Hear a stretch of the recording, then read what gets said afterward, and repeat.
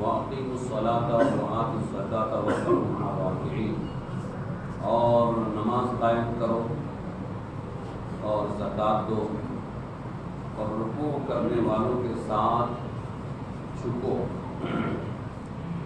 اور قائم کرو تم لوگ نماز۔ آج کی آیتوں کا ترجمہ، اور تم لوگ نماز قائم کرو اور زکوٰۃ کو اور زکوٰۃ دو اور عاجزی کرو، عاجزی کرنے والوں کے ساتھ جھکو، جھکنے والوں کے ساتھ رکوع کو عاجزی کا۔ اور بتا دیا گیا تھا کہ اب مخاطب جو ہے وہ بنی اسرائیل ہے۔ بنی اسرائیل سے مراد یہود اور نصارہ، یعقوب علیہ السلام کی اولاد، نبیوں کا خاندان، رسولوں کا خاندان، جن کو آسمانی کتابیں دی گئی، وہ لوگ مراد ہیں۔ اور اللہ تعالیٰ ان سے خطاب کر رہا ہے بڑے پیارے انداز سے، کچھ احسانات یاد دلا کر کہ تم عام لوگ تو نہیں ہو۔ پھر یہ جو آئی ہوئی کتاب ہے قرآن پاک، اور یہ نبی ہیں حضرت محمد مصطفیٰ صلی اللہ علیہ وسلم، تم ان کی بات کیوں نہیں مانتے؟ جگہ آگے کچھ خالی خالی ہے، آگے بڑھیں گے تو پیچھے والوں کو بیٹھنے کا موقع ملے گا۔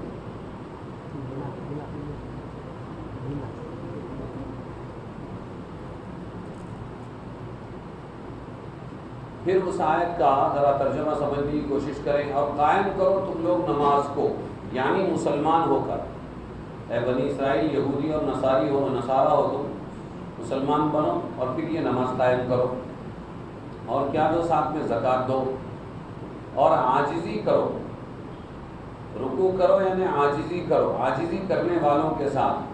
بنی اسرائیل کے علماء کے بعض اقارب مسلمان ہو گئے تھے، کچھ لوگ تھے وہ مسلمان ہو گئے تھے مدینہ میں۔ جب ان لوگوں سے یہ لوگ بات چیت کرتے تھے تو کہتے تھے خفیہ طور پر، بے شک محمد اللہ کے رسول برحق ہیں، ہم لوگ تو کسی مصلحت سے مسلمان نہیں ہو رہے ہیں، مگر تم اس مذہب اسلام کو نہ چھوڑنا۔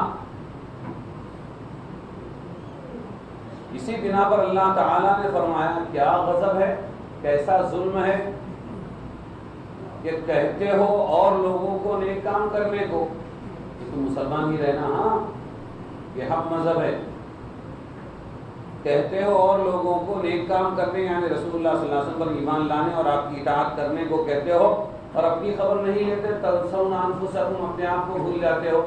اگر مذہب برحق ہے تو پھر تم بھی تو مسلمان بنو، اپنے آپ کو بھول جاتے ہو، حالانکہ تم تلاوت کرتے رہتے ہو کتاب کی، تورات، زبور، انجیل، آسمانی کتابیں ان کے پاس تھی۔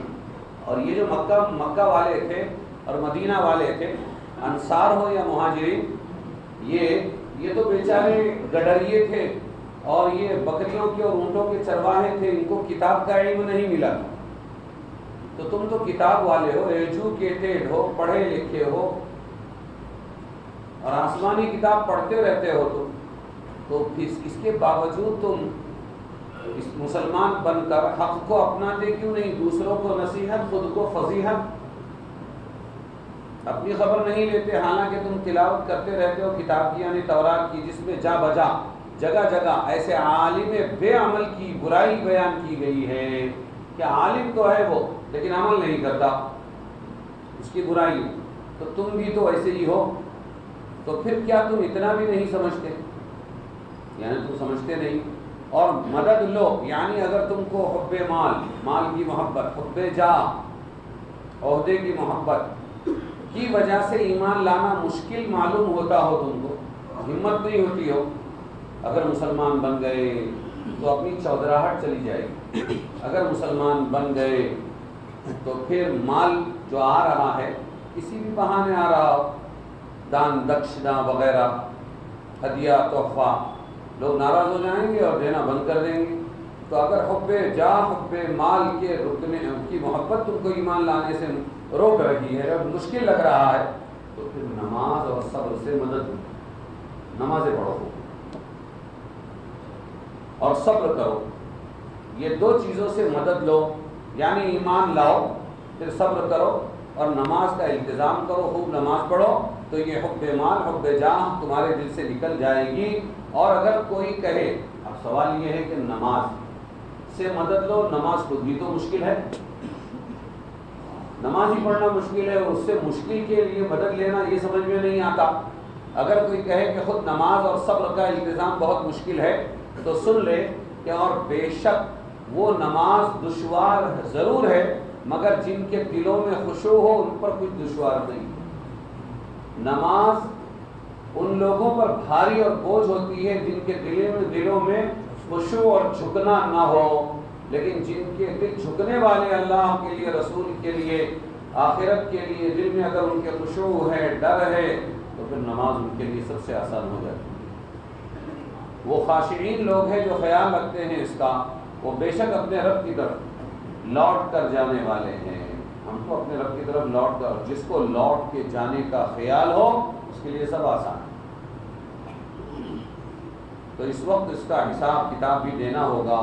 ان دونوں خیالوں سے رغبت بھی پیدا ہوگی، خوف بھی، اور یہی دو چیزیں ہر عمل کی روح ہیں۔ ربط آیات کیا ہے؟ پہلے کی آیتوں سے اس آیت کا کیا ربط ہے؟ اللہ تعالیٰ نے اپنی نعمت احسانات یاد دلا کر ایمان اور عمل صالح، ایمان اور عمل صالح کی طرف دعوت دی ہے یہاں پر، اور پچھلی تینوں آیتوں میں ایمان و عقائد کا بیان تھا، 4 آیتوں میں اعمال صالحہ کی تلقین، اور ان میں جو اعمال سب سے زیادہ اہم ہیں ان کا ذکر ہے۔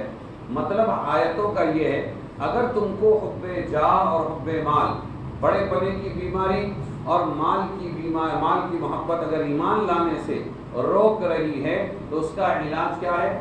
صبر اور نماز۔ ایمان لے آؤ، صبر کرتے رہو اور نماز سے مدد حاصل کرو۔ صبر سے حب مال گھٹ جائے گا، صبر کرنے سے، یعنی پہلے خوب پیسے آتے تھے، ادھر سے بھی آتے تھے، ادھر سے بھی آتے تھے، چڑھاوے آتے تھے، ہدیے آتے تھے، نذرانے آتے تھے، رشوتیں آتی تھی، اب لینا ہم نے بند کر دیا۔ تو اب کیسے صبر، کیسے ہم کو سکون ملے گا اور وہ محبت جائے گی مال کی؟ صبر کرنا پڑے گا، ہر چیز میں تھوڑا ہاتھ روکنا پڑے گا، کیونکہ نہیں اپنے پاس حلال نہیں، حرام تو بہت آتا ہے لیکن حلال نہیں، تو تھوڑا صبر کریں، تھوڑی تھوڑی ضرورت کی کہ پیسوں پر اکتفا کرنا۔ تو تم کو حب مال اور جاہ کے گلے، ہاں حب مال گھٹ جائے گا صبر سے، کیونکہ مال اسی وجہ سے مطلوب و محبوب ہے کہ وہ ذریعہ ہے لذتوں اور شہوتوں۔ مال زیادہ کمانا، مال زیادہ کمانا، مال زیادہ کمانا، یہ کیوں دل میں پیدا ہوتا ہے؟ یہ اس لیے پیدا ہوتا ہے کہ مال ہوگا تو آپ فراخی کے ساتھ اپنی خواہشات پوری کریں گے۔ مال کی زیادتی، مال زیادہ کمانے کی چاہت ہی اس لیے ہوتی ہے کہ جو من میں آیا وہ کریں گے۔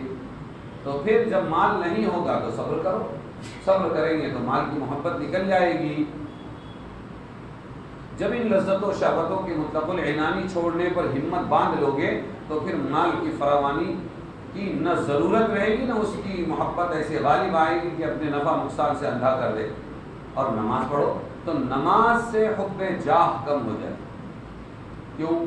نماز کے ظاہر میں بھی جھکنا ہے، رکوع جھکنا، سجدہ جھکنا، اور نماز کے باطن میں روحانی جھکنا ہے۔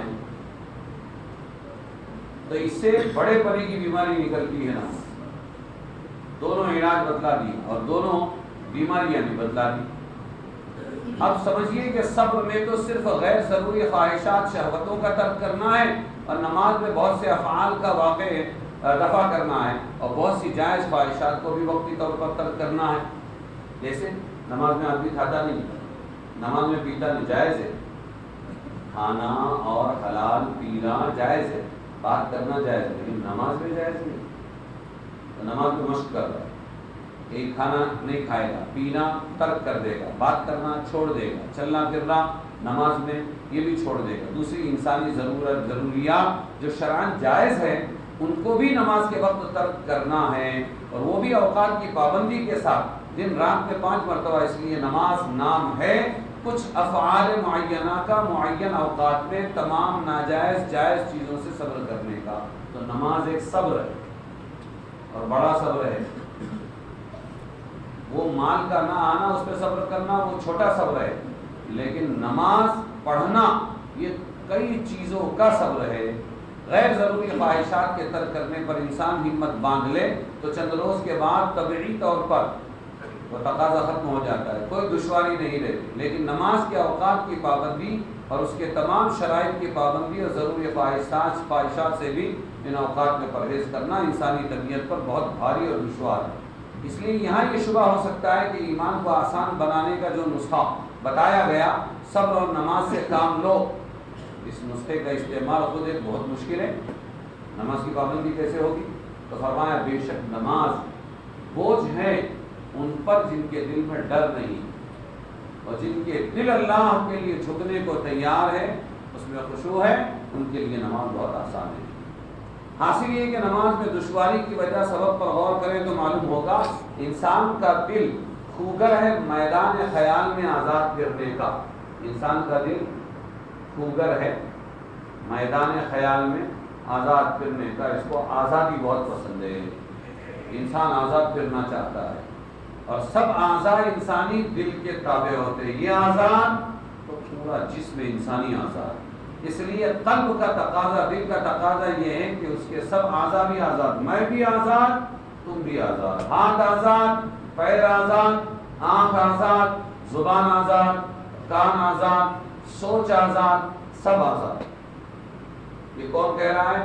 دل آزاد۔ دل پابند تو آنکھ پابند، کان پابند، زبان پابند، سب پابند، جس کا خلاصہ ایک حدیث میں حضور صلی اللہ علیہ وسلم نے بیان فرمایا تھا، الا سن لو ان فی الجسد لمضغہ، انسان کے جسم میں گوشت کا لوتھڑا ہے، اذا صلحت صلح الجسد کلہ، جب وہ بن جاتا ہے، اچھا نیک بن جاتا ہے وہ گوشت کا لوتھڑا، تو پھر پورا جسم اچھا بن جاتا ہے، پھر اچھے اعمال نکلتے ہیں، اور جب وہ بگڑ جاتا ہے، خراب ہو جاتا ہے وہ جسم میں گوشت کا لوتھڑا، تو پورا جسم انسانی خراب ہو جاتا ہے، پھر اعمال بھی خراب نکلتے ہیں۔ الا وہی القلب، سن لو اس گوشت کے لوتھڑے کا نام دل۔ کیا ہے؟ دل بنا، دل بنے تو جسم بنے گا، اعمال اچھے نکلیں گے، دل بگڑے تو جسم بگڑے گا، اعمال بھی بگڑے ہوئے نکلیں گے۔ ہاں کہ نماز میں نہ ہنسو، نہ بولو، نہ کھاؤ، نہ پیو، نہ چلو وغیرہ، اس لیے دل ان قیدوں سے تنگ ہوتا ہے، اور اس کے تابع اعضاء انسانی بھی اس سے تکلیف محسوس کرتے ہیں۔ خلاصہ یہ کہ سبب اس دشواری اور گرانی کا جو نماز بھاری بوجھل رکھتی ہے، دل کی حرکت فکریہ ہے، اس کا علاج سکون سے ہونا چاہیے، اس لیے خشوع کو نماز کے آسان ہونے کا ذریعہ بتایا۔ نماز بوجھ لگتی ہے تو ذرا ٹائم زیادہ فارغ کرو نماز میں، آرام سے وضو کر کے آرام سے مسجد میں آ کر، اور پھر آرام سے دھیان جما کر اللہ اکبر نیت باندھنا، پھر ثنا پڑھنا، آرام سے، گڑبڑ سے سکون غارت ہوگا، اور سکون اور اطمینان سے سکون اللہ تعالیٰ عطا ہوگا۔ اس لیے خشوع کو نماز کے آسان ہونے کا ذریعہ بتایا، کیونکہ خشوع کے معنی ہے سکون قلب۔ خشوع کے کیا معنی ہے؟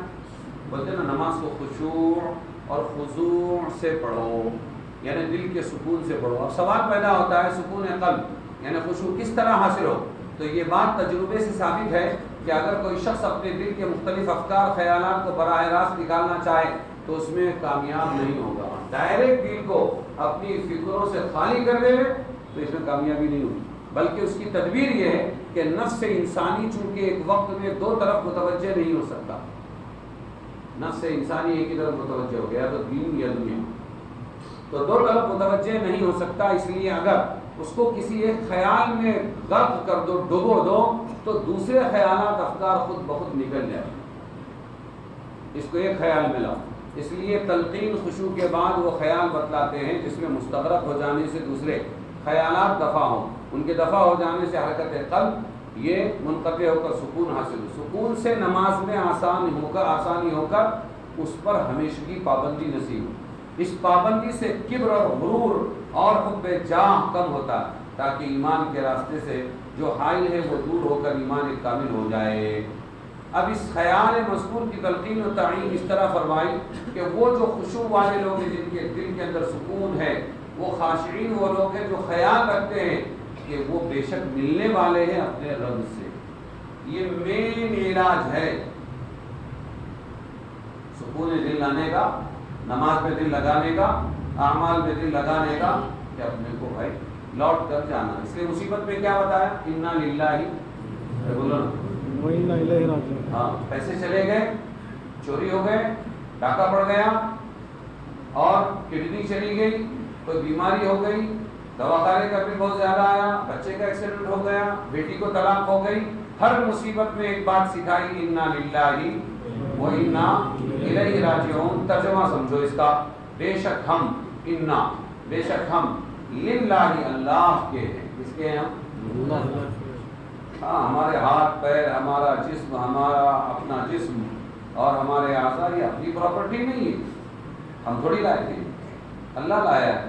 تو انا للہ، بے شک ہم اللہ کے ہیں. پراپرٹی کس کی ہے؟ اللہ کی ہے. انا للہ، بے شک ہم اللہ کے ہیں. وَإِنَّا إِلَيْهِ رَاجِعُونَ، اور بے شک ہم اسی کی طرف لوٹ کر جانے والے ہیں. جب ذہن میں ہر وقت یہ ہوگا کہ یہ سب اللہ کا اور اس کی طرف لوٹ کر جانا ہے، تو دل میں سکون ہوگا اور اس کی عبادت میں دھیان آئے. بات سمجھے کہ نہیں؟ دھیان آئے. وہ دھیان کی بات کر رہے ہیں کہ نماز میں دھیان کیسے آئے. تو ان کی فکر یہ ہوتی ہے ہم کو اللہ کی طرف لوٹ کر جانا ہے. تو توشہ ہے کہ نہیں؟ یہ توشہ ہے سب. نماز توشہ، روزہ توشہ، عبادتیں توشہ. ہاں، مسافر توشے کی بہت فکر کرتا ہے، یہ بھی لے لو کام آئے گا، وہ بھی لے لو کام آئے گا، وہ بھی لے لو کام آئے گا. تو اللہ تعالیٰ فرماتے ہو اپنے رب کی طرف لوٹ کر جانے والے یہ علاج ہے. اس ذہن اس خیال کو بار بار جب ذہن میں لائیں گے تو دل عبادتوں میں، نماز میں لگے گا، اور اس وقت اللہ کے پاس حساب بھی دینا ہے. ان دونوں خیالوں سے رغبت اور رہبت یعنی امید اور خوف پیدا ہوں گے.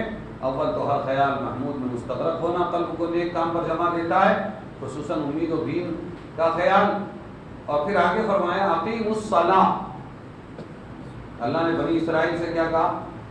ہم سے بھی کہا اقیموا الصلاۃ، نماز قائم کرو. صلاۃ کے لفظی معنی دعا کے. صلاۃ کے کیا معنی ہے؟ ارے نماز کو صلاۃ بولتے ہیں، اور صلاۃ کے لفظی معنی کیا ہے؟ دعا. ان صلاتک سکن لہم، اے نبی آپ کی نماز ان کے لیے سکون کا سبب ہے. آپ ان کے لیے نماز پڑھیں، یعنی آپ ان کے لیے دعا.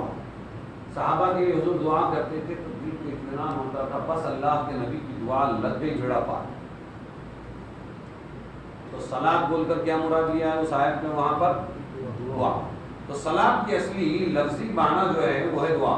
اصطلاح شریعت میں کس کو کہتے ہیں؟ وہ خاص عبادت ہے، خاص وقت پر خاص اعمال کرنا، اس کا نام ہے نماز، جس کو نماز کہا ہے.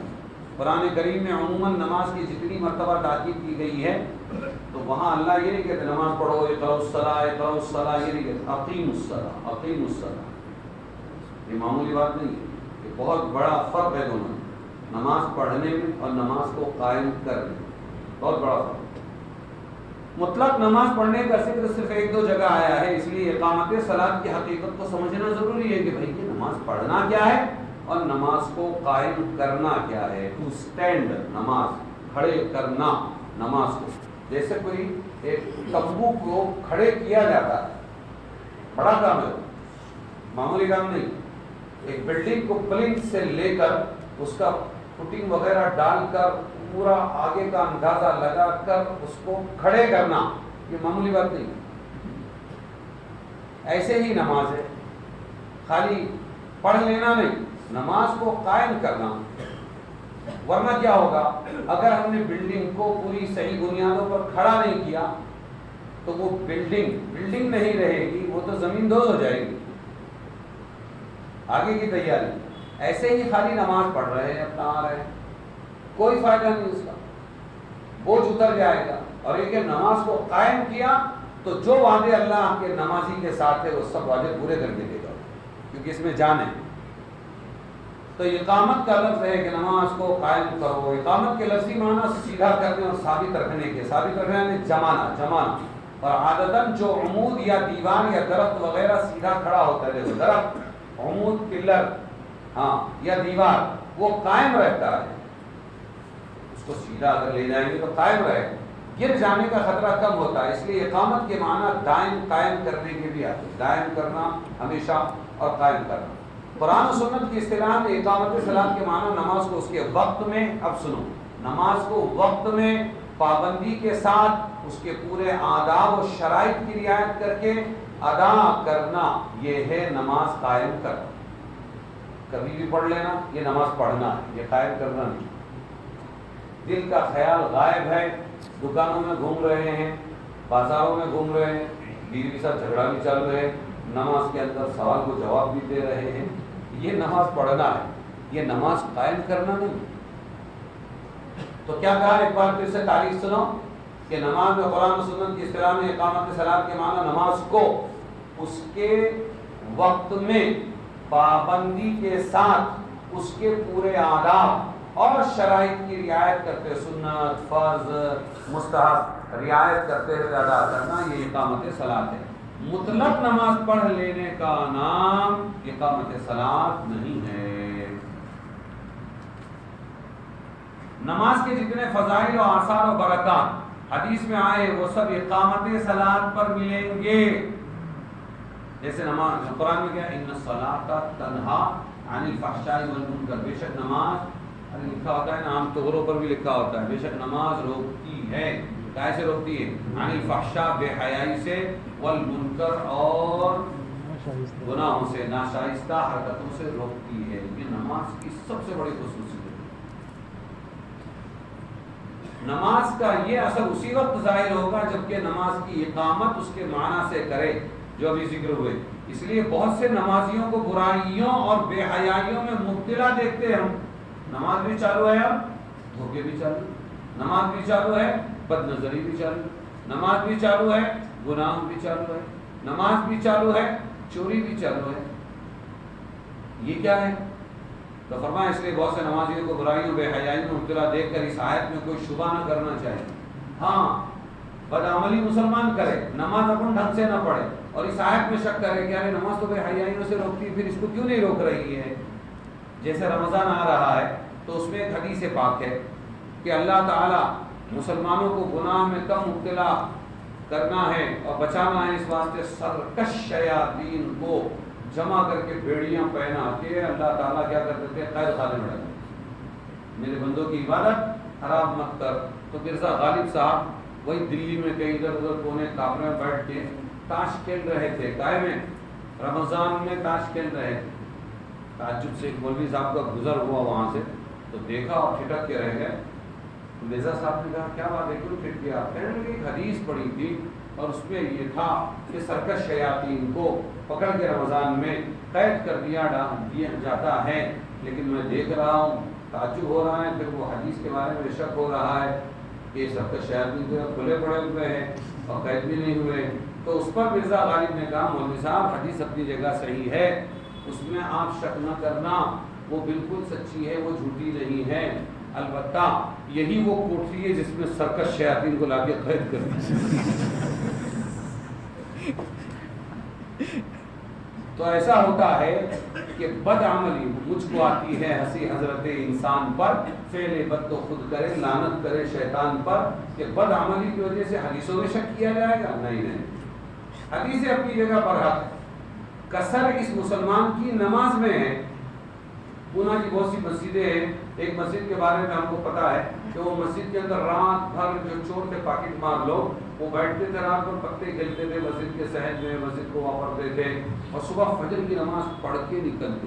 ادھر سینگڑ ایکسپریس اور فلانا ایکسپریس اور پاکٹ مار کے دن بھر کی کمائی کر کے آگے سو جاتے، روز کا معمول تھا. تو نماز بھی چالو ہے اور ساتھ میں چوری ماری بھی چالو ہے. تو اس کا کیا مطلب؟ کیا آیت غلط ہو گئی؟ نہیں. کہتے ہیں کہ نماز کا یہ اثر کہ یہ برائی سے روکے اس وقت ظاہر ہوگا جبکہ نماز کی اقامت اس کے معنی سے کرے پورے اہتمام کے ساتھ. ابھی ذکر کیے گئے. اس لیے بہت سے نمازیوں کو برائیوں اور بے حیائیوں میں مبتلا دیکھ کر اس آیت پر کوئی شبہ نہ کرنا چاہیے، کیونکہ ان لوگوں نے نماز پڑھی تو ہے مگر اس کو قائم نہیں. نماز بولو نا پڑھی تو ہے، ہاں، اس لیے اس کا بھی انکار نہیں کر رہے ہیں کہ جو چل رہی ہے ابھی پڑھ رہے ہیں لوگ اپنا، یہ بھی نہیں چھوڑنا چاہیے. اس کا بھی کچھ نہ کچھ فائدہ ہے. لیکن اس نماز کے پڑھنے کو نماز کے قائم کرنے پر لانا چاہیے اور اس میں ڈیولپمنٹ ہونا چاہیے، ہے نا۔ وآتوا الزکاۃ فرمایا کہ تم زکات دو۔ لفظ زکات کے دو معنی ہیں، ایک معنی ہے پاک کرنا اور دوسرا معنی ہے بڑھنا، ٹو گروتھ، بڑھنا۔ ہاں، زکات دینے کے بعد لگتا ہے مال کم ہو گیا، 1,00,000 پر 2,500 دیا تو 2,500 کم ہو گیا، نہیں، بلکہ یہ زکات دیا اس کے ڈکشنری میننگ کے اندر ہے ٹو گروتھ، بڑھنا۔ اس نے تمہارے مال کو بڑھانا شروع کیا، کم سے کم 10 پٹ، 2.5 کا 10 پٹ کتنا ہو گیا؟ 25 ہے نا، 25,000۔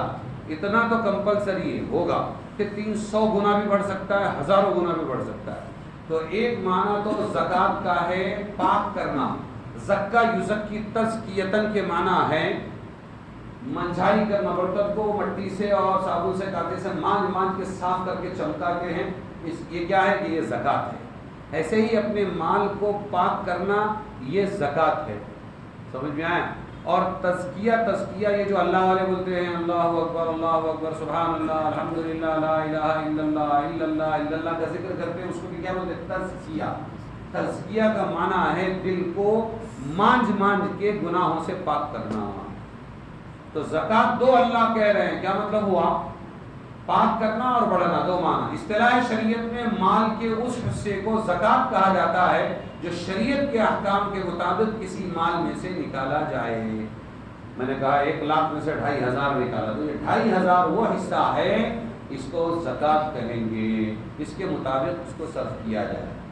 اگرچہ یہاں خطاب موجودہ بنی اسرائیل کو ہے، جن سے اس سے ثابت ہوتا ہے نہیں ہوتا کہ نماز زکات یہ اسلام سے پہلے بنی اسرائیل پر فرض تھی۔ ایسا لگتا ہے کہ ابھی تم زکات دو کا مطلب ہے کہ پہلے تمہاری کتابوں میں زکات نہیں تھی، لیکن دوسری آیتوں میں ہے کہ پہلے بھی زکات تھی، البتہ اس کی صورت الگ رہی ہوگی، اس کا طریقہ الگ رہا ہوگا۔ جیسے یہودیوں کی نماز پہلے سے تھی لیکن رکوع اس میں نہیں تھا، یہودیوں کی نماز میں رکوع نہیں۔ وَارْكَعُوا مَعَ الرَّاكِعِينَ، فرمایا رکوع کے لغوی معنی جھکنے کے ہیں کہ تم جھکو، جھکنے والوں کے ساتھ۔ اس معنی کے اعتبار سے یہ لفظ سجدے پر بھی بولا جاتا ہے، رکوع بول کے سجدہ بھی مراد لیتے ہیں، اس لیے کہ سجدے میں بھی جھکنا ہے اور رکوع میں بھی جھکنا۔ آیت کے معنی کیا ہوئے؟ رکوع کرو، رکوع کرنے والوں کے ساتھ۔ یہاں ایک بات قابل غور ہے کہ نماز کے تمام ارکان میں سے رکوع کو کیوں لیا خاص طور سے؟ رکوع، ایک رکوع بول کر پوری نماز مراد لی، جیسے قرآن میں قرآن الفجر، پوری نماز مراد ہے، اس سے فجر کے وقت کا پڑھنا۔ سجدہ لفظ بول کر پوری رکعت یا نماز مراد لی گئی، اس لیے مراد آیت کی یہ ہو گئی کہ نماز پڑھو نماز پڑھنے والوں کے ساتھ، رکوع کرو رکوع کرنے والوں کے ساتھ، کا مطلب ہوا نماز پڑھو نماز پڑھنے والوں کے ساتھ۔ لیکن یہ سوال پھر بھی باقی رہ جاتا ہے کہ نماز کے بہت سے ارکان میں سے رکوع کیوں خاص کیا؟ جواب یہ ہے کہ یہود کی نماز میں سجدہ وغیرہ تو تھا مگر رکوع نہیں تھا۔